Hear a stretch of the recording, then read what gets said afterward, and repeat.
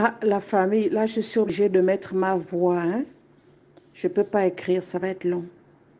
Je viens d'avoir Toupi, la sœur de mon ancien aide de camp. On l'appelait Ruffin, le petit nom du village, c'est Djumba. C'est le fils de Réonigno, le général Réonigno.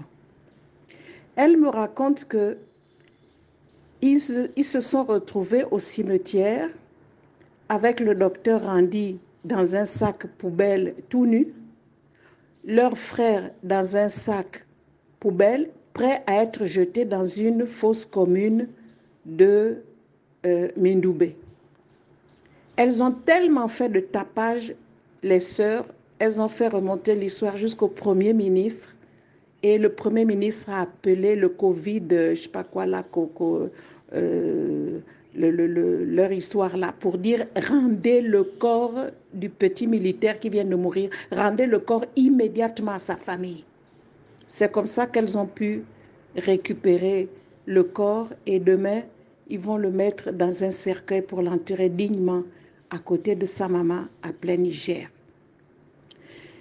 Notre parent serait mort le 22 d'étouffement avec arrêt cardiaque. Et eux, ils racontent maintenant qu'il est mort du Covid-19.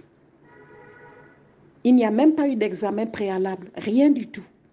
Ce sont les sœurs qui l'emmènent parce qu'il dit qu'il ne se sent pas bien. Il avait comme une fièvre, il l'a supporté et quand il n'en pouvait plus, on l'a amené d'abord chez Chambrier. Chambrier n'a pas pu le garder.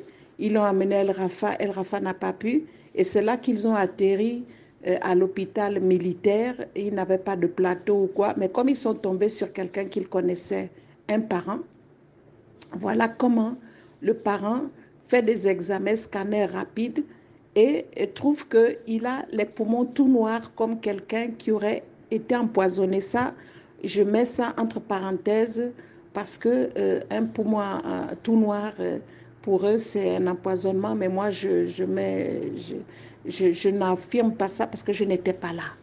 Mais ce qui est sûr, on les a envoyés acheter des médicaments rapidement et c'est au retour, quand elles reviennent vers